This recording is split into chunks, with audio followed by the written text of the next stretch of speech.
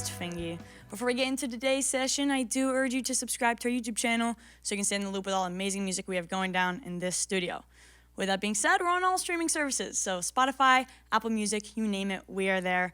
But today, we have Marlon Funaki in the studio. Fusing alternative and psychedelic rock, his music creates a transcendent experience that is mesmerizing to everyone listening. He's a self-taught instrumentalist, producer, and mix engineer that sculpts sound in a way that allows it to sink right into your bones. Take it away.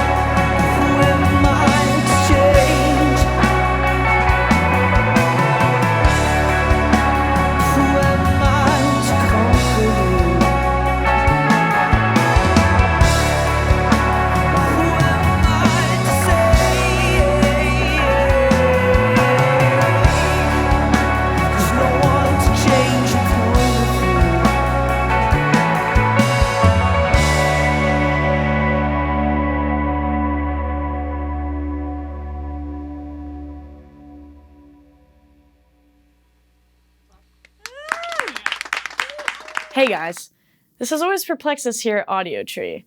Over 88% of you that watch our show are not subscribed to our channel. Kind of wild, right? So, could you please do us a favor?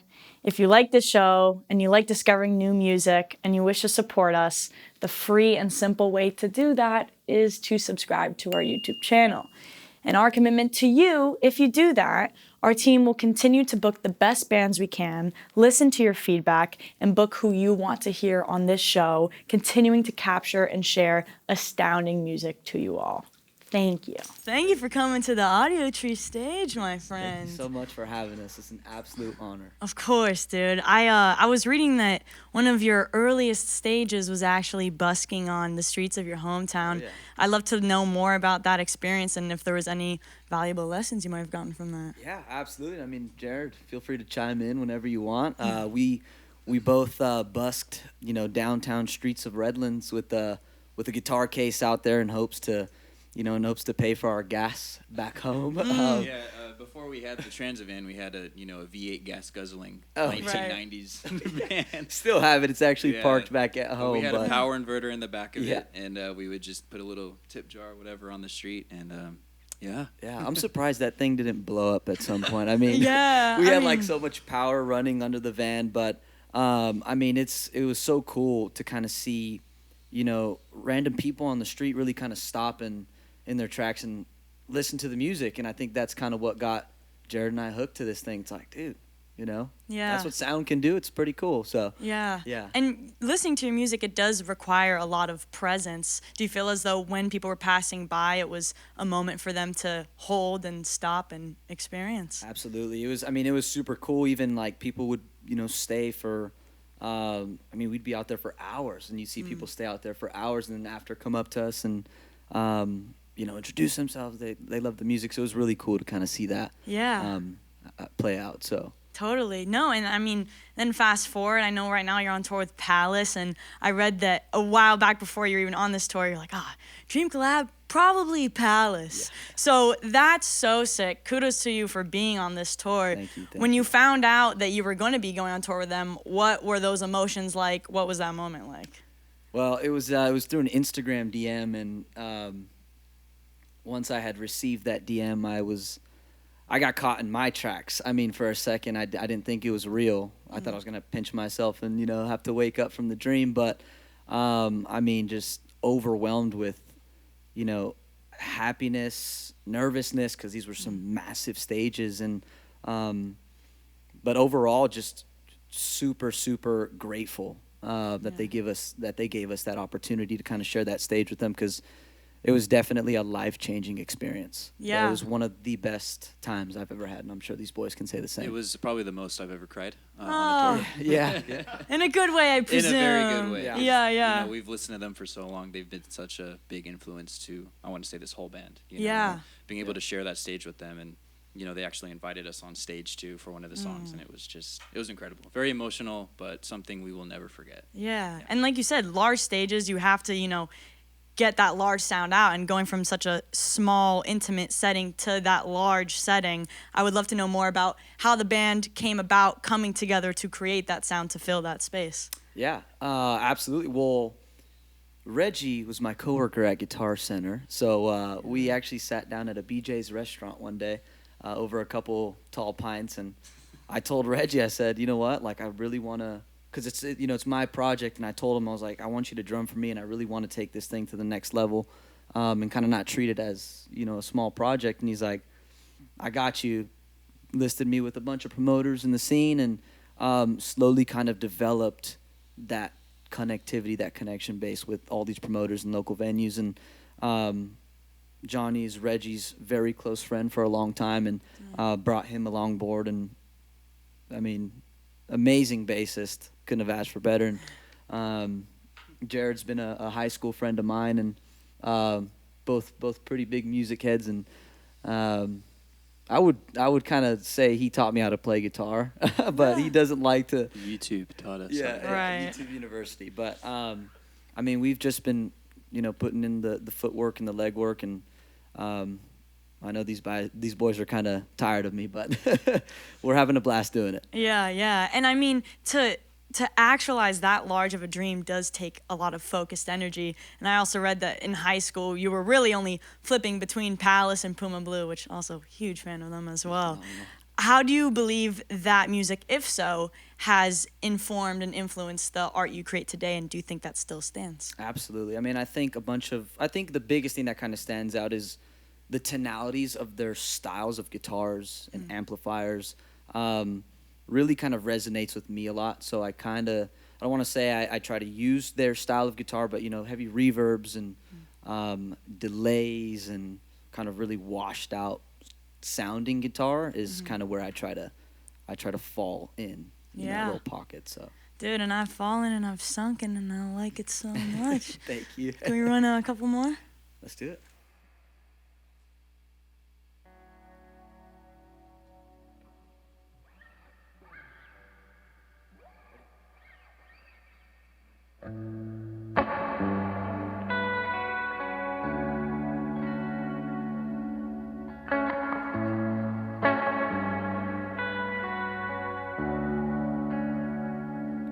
Walk in the dark, cold, glistening moonlight.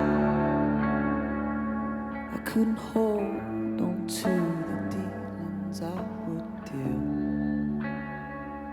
I'm holding back, say everything's alright.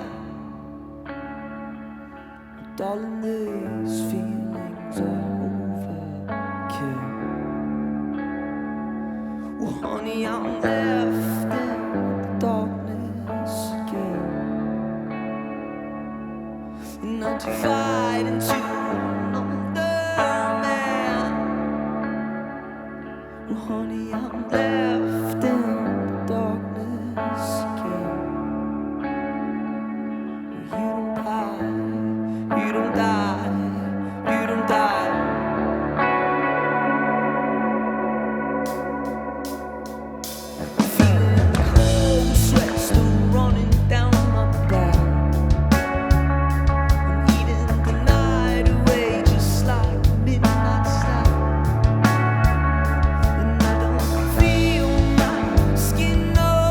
More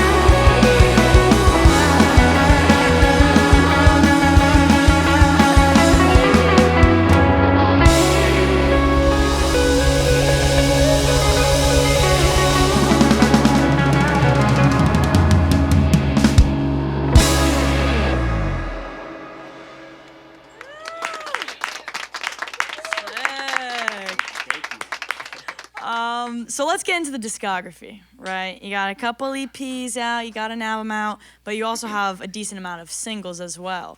How are you able to tell a song is going to be a single or part of a larger project? Yeah, I think one of the main reasons I have so many singles out is because that was kind of when I first started making music, and honestly, I just had no clue what all entailed in an album or an EP. But I think one of the biggest things that I try to kind of correlate with like an album or an EP or a single is, if it's going to be an album, it has to be somewhat cohesive of an idea. Same thing kind of with an EP. I don't think. It can kind of just be a whole genre of whatever. I think it has to be kind of, like I said, cohesive. Right. So that's kind of what I think should go into an album. And is that strictly sonically or lyrically, thematically?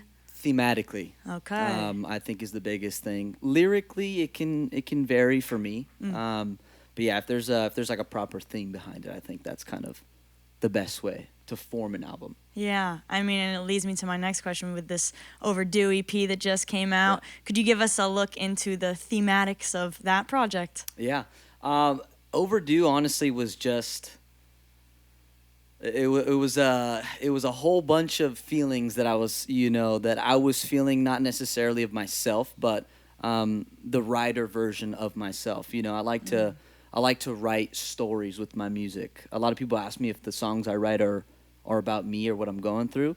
Sometimes they are, but 62% of the time they're not. 62. Noted. Yeah, they're more so stories. I like writing stories, but I like writing musical stories. Yeah.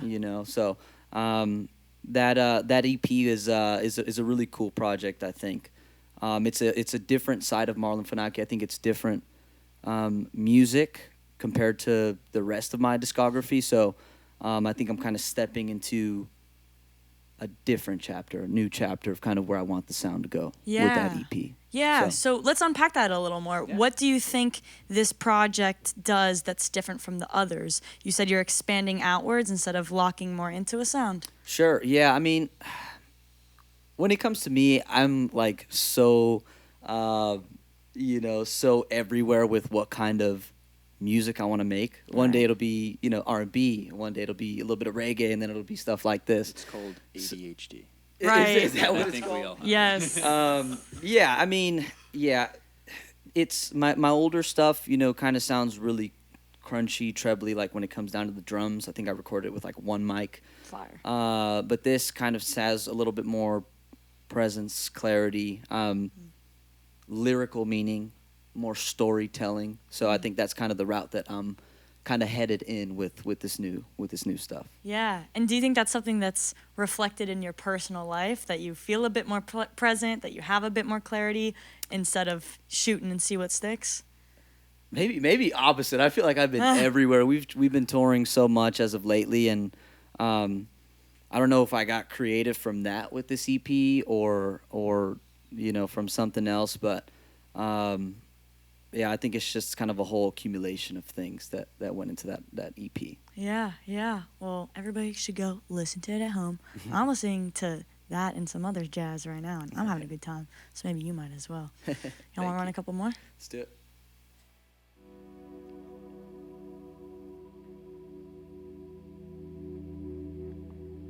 I'll say it again.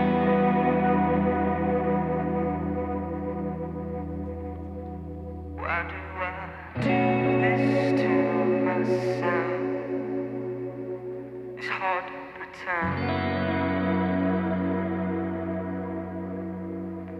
The feeling is mutual for my health. Over a simple lie, you'd call. And I know I didn't make to fall again.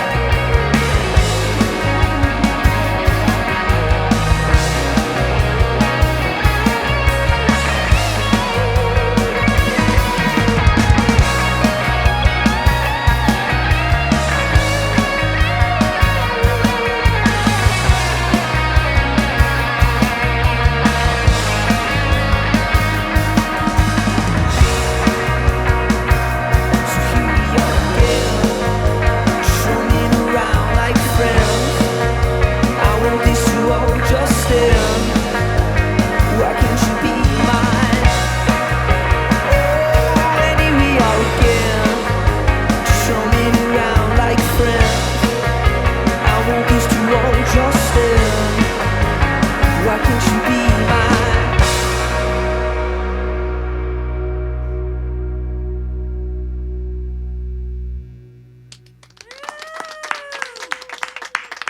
Marlon Funaki, thank you so much for being here. Thanks for having us. Of Thanks for having course, us. of course. Thank you to our crew for capturing this. We cannot do this without you.